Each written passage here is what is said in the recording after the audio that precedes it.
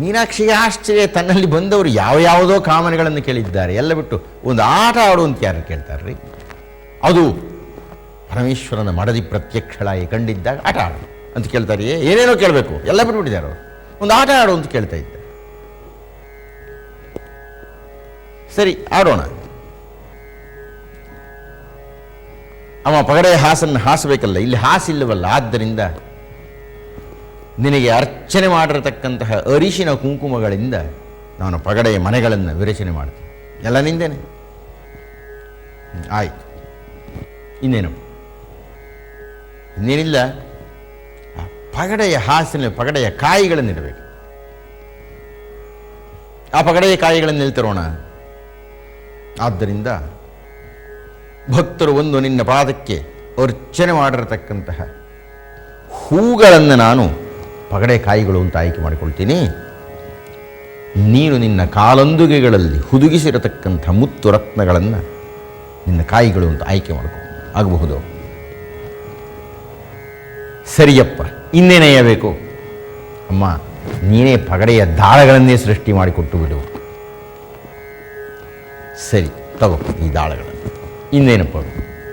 ಇನ್ನೇನೂ ಇಲ್ಲ, ಒಂದು ಆಶೀರ್ವಾದ ಮಾಡಿಬಿಡಮ್ಮ. ಏನಂತ ಆಶೀರ್ವಾದ ಮಾಡಬೇಕಯ್ಯ? ಗೆಲ್ಲು ಅಂತ ಆಶೀರ್ವಾದ ಮಾಡು. ಇದು ಯಾವ ನ್ಯಾಯ?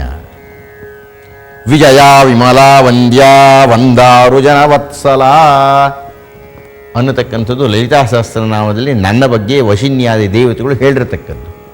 ಅದು ಬಿಟ್ಟು ನಾನು ನಿನಗೆ ಆಶೀರ್ವಾದ ಮಾಡೋಕ್ಕೆ ಗೆದ್ದು ಬಿಡು ಅಂತ ಅಂದರೆ ಅರ್ಥ ನಾನು ಸೋಲ್ಲಿ ಅಂತಲೇ? ಹಾಗೆ ಆಶೀರ್ವಾದ ಮಾಡೋಕ್ಕಾಗಲ್ಲ, ಆದರೆ ಕೇಳಿಬಿಟ್ಟಿದೆಯಾ. ಆದ್ದರಿಂದ ನಿನ್ನ ಪ್ರಾರ್ಥನೆಗೆ ಒಂದು ತಿರುವನ್ನು ಕೊಟ್ಟು ಬಿಡ್ತೀನಿ.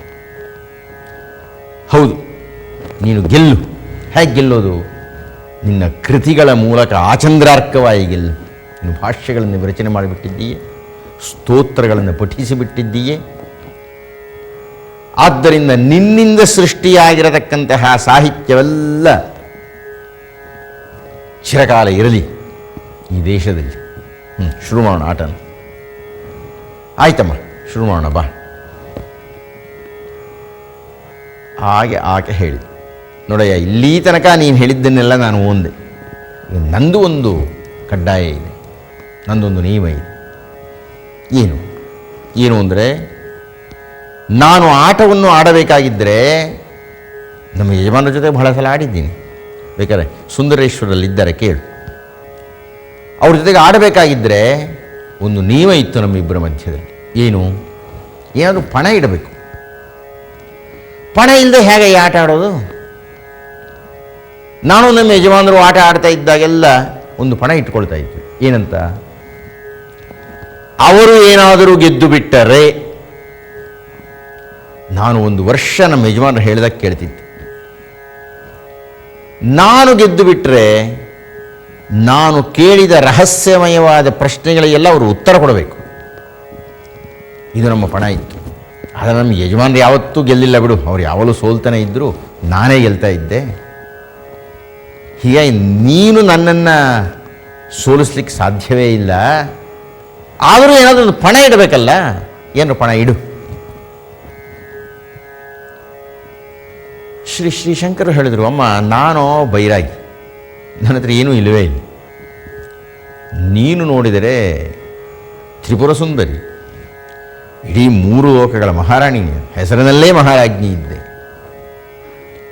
ಅಂಥದ್ದು ಏನಾದರೂ ಇಟ್ಟರೆ ನೀನಿಡಬಹುದು, ನಾನು ಇಡಲಿಕ್ಕಾಗತ್ತೆಯೇ? ಆದರೂ ಒಂದು ಪಣವನ್ನು ಇಡೋಣ ಅಂತ ಅಂದ್ಕೊಳ್ತಾ ಇದ್ದೆ. ಅದೇನು ಅಂದರೆ, ಅಕಸ್ಮಾತ್ ನೀನು ಸೋತ, ನಾನು ಸೋಲೋ ಮಾತು ಆಡಬೇಡಯ್ಯ, ನಾನಿಂದು ಸೋತೇ ಇಲ್ಲ, ಇರಲಿ ಪಣಕ್ಕೋಸ್ಕರ ಅಕಸ್ಮಾತ್ ನೀನು ಸೋತರೆ ನಾಳಿನಿಂದ ನೀನು ಯಾರನ್ನು ಸಂಹಾರ ಮಾಡುವಂತಿಲ್ಲ. ಹಾಗಂತ ನೀನು ವರವನ್ನು ಕೊಡಬೇಕು. ನೀನು ಸೋತರೆ, ಅಕಸ್ಮಾತ್ ನಾನೇ ಸೋತು ಹೋದರೆ ನನ್ನನ್ನೇ ತಿಂದು ಹಾಕಿಬಿಡು. ನನ್ನನ್ನು ತಿಂದು ನಿನ್ನ ಸ್ವೈರ ವಿಹಾರವನ್ನು ಮುಂದುವರಿಸು. ಅಲ್ಲಿಗೆ ತೀರ್ಮಾನ ಆಗುತ್ತೆ. ಮಧುರೆಯ ಮೀನಾಕ್ಷಿ ರಕ್ತಪಿಪಾಸು, ನಿನ್ನನ್ನು ಬಲಿಯನ್ನು ತೆಗೆದುಕೊಳ್ಳುವುದರಿಂದ ನಿಲ್ಲಿಸುವುದಕ್ಕೆ ಸಾಧ್ಯವೇ ಇಲ್ಲ ಅಂತ ನಿರ್ಣಯ ಆಗಿಬಿಡುತ್ತೆ. ನಾನೇ ಮೊದಲನೇ ಬಲಿಯಾಗಿಬಿಡ್ತೀನಿ ಅದಕ್ಕೆ. ಆಗ್ಬೋದೇನಮ್ಮ? ಪಣ ಅಷ್ಟೇನು ಚೆನ್ನಾಗಿಲ್ಲ, ಇಷ್ಟೊಂದು ಸಲ ಅಮ್ಮ ಅಮ್ಮ ಅಮ್ಮ ಅಂತ ಕರೆದುಬಿಟ್ಟಿದೀಯ ನೀನು, ಇರಲಿ ಏನೋ ಒಂದು ಪಣ ಇಟ್ಟಿದ್ದೀಯಲ್ಲ, ಸರಿ ಆರಂಭ. ಅಮ್ಮ, ನೀನು ಪಗಡೆ ಆಟ ಆಡುವುದಕ್ಕಿಂತ ಮುಂಚೆ ನನಗೆ ಒಂದು ಅನುಮತಿಯನ್ನು ಕೊಡಬೇಕು. ಎಷ್ಟಯ್ಯ ಕೇಳ್ತಾ ಇದೀಯ ನೀನು? ಅದು ಮಾಡು, ಇದು ಮಾಡು, ಇದು ಮಾಡು, ಇದು ಕೊನೆಯದೇನೋ ಹೇಳ್ಬಿಡು. ಕೊನೆಯ ಅಪೇಕ್ಷೆ ಇಷ್ಟೇ. ನನಗೆ ಸಂಖ್ಯಾಶಾಸ್ತ್ರ ಗೊತ್ತಿದೆ. ಆ ಸಂಖ್ಯಾಶಾಸ್ತ್ರಗಳ ಜೊತೆಗೆ ಅಕ್ಷರಶಾಸ್ತ್ರವೂ ಗೊತ್ತಿದೆ. ತ್ರಿಕೋನಗಳನ್ನು ಚತುಷ್ಕೋನಗಳನ್ನು ಸೃಷ್ಟಿ ಮಾಡತಕ್ಕಂಥ ವಿದ್ಯೆಯೂ ನನಗೆ ಗೊತ್ತಿದೆ. ನೀನು ಆಟವನ್ನು ಮುಂದುವರಿಸ್ತಾ ಇದ್ದಾಗ ನಮ್ಮಿಬ್ಬರ ನಡೆಗಳನ್ನು ಲೆಕ್ಕ ಹಾಕಿ ನಾನು ಕಾಯಿಗಳನ್ನು ನಡೆಸಿ ರೇಖೆಗಳನ್ನು ಎಳಿತಾ ಹೋಗ್ತೀನಿ.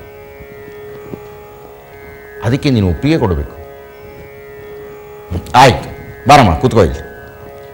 ಹಾಂ, ಕೂತ್ಕೊಳ್ಳೋದಕ್ಕಿಂತ ಮುಂಚೆ ಇದೊಂದು ಬಿಂದುವನ್ನು ನಾನು ಸ್ಥಾಪನೆ ಮಾಡ್ತೀನಿ.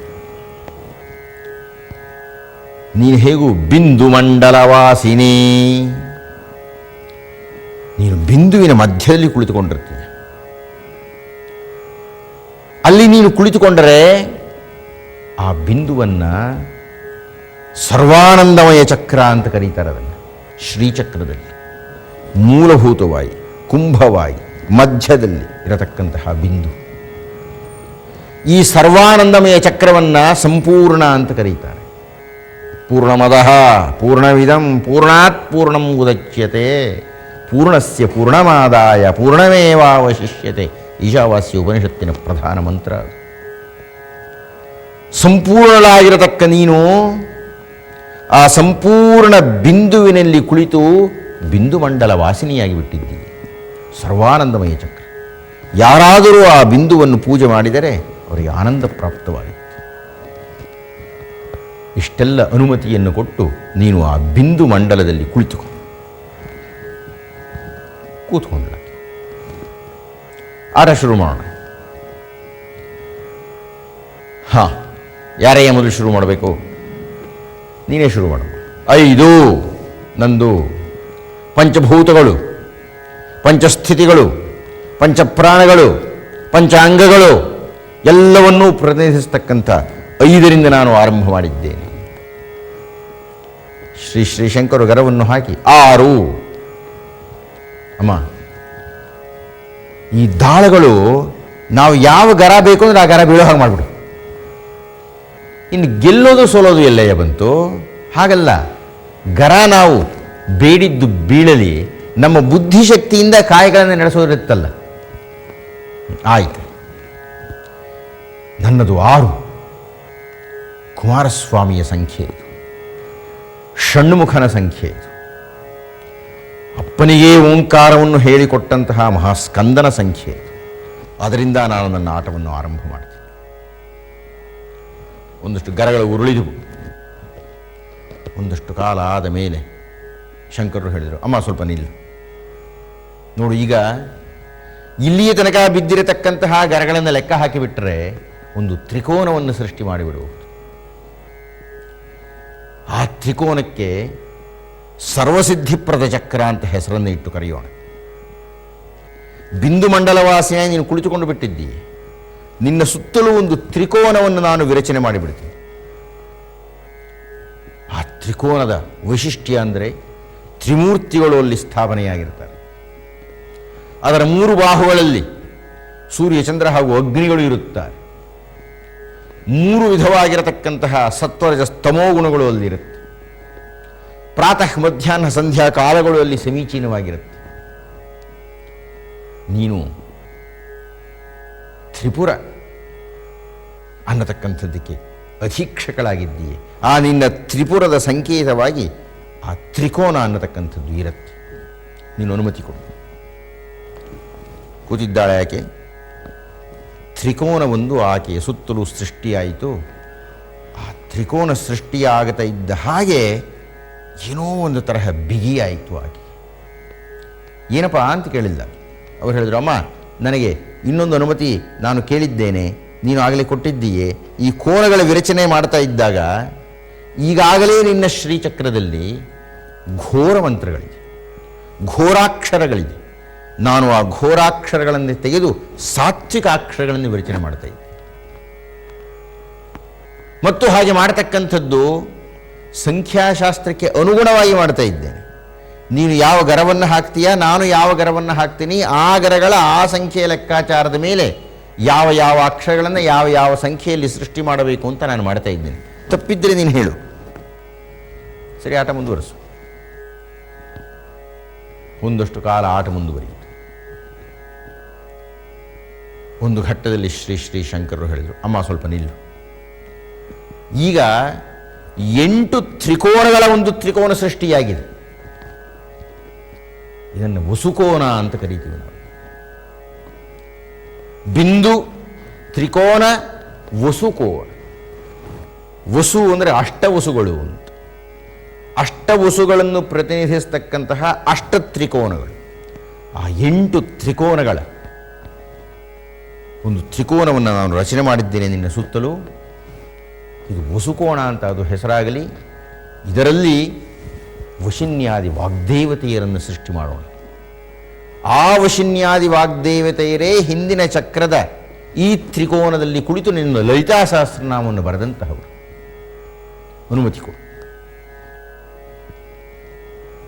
ಆಟ ಮುಂದುವರಿಯುತ್ತಿದ್ದಂತೆಲ್ಲ, ಗರಗಳು ಬೀಳ್ತಾ ಇದ್ದ ಹಾಗೆಲ್ಲ ಶ್ರೀ ಶ್ರೀ ಶಂಕರರು ಹೊಸ ಹೊಸ ತ್ರಿಕೋನಗಳನ್ನು ಸೃಷ್ಟಿ ಮಾಡ್ತಾ ಇದ್ದಾರೆ ಸಂಖ್ಯಾಶಾಸ್ತ್ರಕ್ಕೆ ಅನುಗುಣವಾಗಿ. ಒಂದಷ್ಟು ಕಾಲ ಆದಮೇಲೆ ಅವರು ಹೇಳಿದರು, ದಶಾರ ಯುಗ್ಮ, 10 ತ್ರಿಕೋನಗಳ 2 ತ್ರಿಕೋನಗಳು. ಅಂದರೆ ತ್ರಿಕೋನಗಳು ಬಂದು ಒಂದು ತ್ರಿಕೋನ, ಅದರ ಹೊರಗೆ ಮತ್ತೊಂದು ತ್ರಿಕೋನ. ಒಳಗಿನದನ್ನು ಅಂತರ್ದಶಾರ, ಹೊರಗಿನದನ್ನು ಬಹಿರ್ದಶಾರ ಅಂತ ಹೆಸರಿಟ್ಟರು. ಹಾಗೆ ಕರೆದು ಅವರು ಹೇಳಿದರು, ದಶೇಂದ್ರಿಯಗಳೂ ಕೇಂದ್ರೀಕೃತವಾಗಿರತಕ್ಕಂತಹ ಶಕ್ತಿ ಈ ಅಂತರ್ದಶಾರ ಬಹಿರ್ದಶಾರಕ್ಕೆ ಉಂಟು. ಆಟ ಮುಂದುವರಿಯಿತು. ಇನ್ನೊಂದಷ್ಟು ಕಾಲ ಹೋಯಿತು. ಒಂದಷ್ಟು ಕಾಲ ಹೋದ ಮೇಲೆ ಅವರು ಹೇಳಿದರು, ಬಿಂದು, ತ್ರಿಕೋಣ, ವಸುಕೋಣ, ದಶಾರ ಯುಗ್ಮ, ಮನ್ವಸ್ರ. ಇದರ ಸುತ್ತಲೂ 14 ತ್ರಿಕೋನಗಳ ಒಂದು ಚಕ್ರವನ್ನು ಸೃಷ್ಟಿ ಮಾಡಿಬಿಟ್ಟಿದ್ದೇನೆ ನಾನು. 14 ಮನುಗಳನ್ನು ಪ್ರತಿನಿಧಿಸತಕ್ಕಂತಹ ಚಕ್ರ ಅದು. ಆ 14 ಮನುಗಳನ್ನು ಪ್ರತಿನಿಧಿಸತಕ್ಕಂತಹ ಈ ಚಕ್ರಕ್ಕೆ ಒಂದು ಹೆಸರನ್ನು ಕೊಡೋಣ. ಈ ಚಕ್ರವೇ ಸರ್ವ ಸೌಭಾಗ್ಯದಾಯಕ ಚಕ್ರ ಅನ್ನತಕ್ಕಂತಹ ಹೆಸರಿನಿಂದ ಇದು ಪ್ರಸಿದ್ಧವಾಗಿದೆ. ಆಕೆ ಒಪ್ಪಿಗೆ ಕೊಟ್ಟಳು. ಮತ್ತೆ ಹಾಗೆ ಮುಂದುವರಿಯಿತು. 8 ಕಮಲಗಳ ಒಂದು ಚಕ್ರ ಸೃಷ್ಟಿಯಾಗಿದೆ.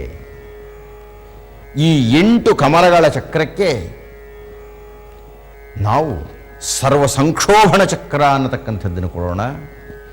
ಇಲ್ಲಿ ಪ್ರವೇಶ ಮಾಡತಕ್ಕಂತಹವರು ಎಲ್ಲರ ಮನಸ್ಸು ತಲ್ಲಣಗೊಂಡು ಬಿಡುತ್ತೆ. ಅದು ನಿರ್ನಾಮವಾಗಬೇಕಾಗಿದ್ದರೆ ಮುಂದಿನ ಸರ್ವ ಸೌಭಾಗ್ಯದಾಯಕ ಚಕ್ರಕ್ಕೆ ಈಗಾಗಲೇ ಸೃಷ್ಟಿಯಾಗಿರತಕ್ಕಂಥದ್ದಕ್ಕೆ ಪ್ರವೇಶ ಮಾಡಬೇಕು.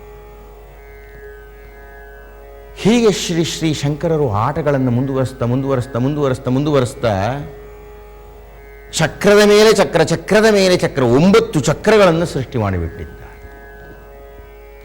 ಹಾಗೆ ಕುಳಿತಿರತಕ್ಕಂತಹ ಬಿಂದು ಅದು ಸರ್ವಾನಂದಮಯ ಚಕ್ರವಾಗಿ, ಆನಂತರ ಬಂದಂಥದ್ದು ಸರ್ವಸಿದ್ಧಿಪ್ರದ ಚಕ್ರವಾಗಿ, ಆನಂತರ ಬಂದದ್ದು ಸರ್ವ ರೋಗ ಹರಚಕ್ರವಾಗಿ, ಅನಂತರ ಬಂದದ್ದು ಸರ್ವ ರಕ್ಷಾಕರ ಚಕ್ರವಾಗಿ, ಅನಂತರ ಬಂದದ್ದು ಸರ್ವಾರ್ಥ ಸಾಧಕ ಚಕ್ರವಾಗಿ, ಆನಂತರದ್ದು ಸರ್ವ ಸೌಭಾಗ್ಯದಾಯಕ ಚಕ್ರವಾಗಿ, ಅದರ ಹೊರವಲಯದಲ್ಲಿ ಇರತಕ್ಕಂಥದ್ದು ಸರ್ವ ಸಂಕ್ಷೋಭಣ ಚಕ್ರವಾಗಿ, ಅದರ ಹೊರವಲಯದಲ್ಲಿ ಇರತಕ್ಕಂಥದ್ದು ಸರ್ವಾಶಾಪೂರ ಚಕ್ರವಾಗಿ, ಅದರ ಹೊರಗೆ 3 ವೃತ್ತಗಳು ಬಂದು ತ್ರೈಲೋಕ್ಯ ಮೋಹನ ಚಕ್ರವಾಗಿ 9 ಚಕ್ರಗಳು ಸೃಷ್ಟಿಯಾಗಿ ಬಿಡಿತು.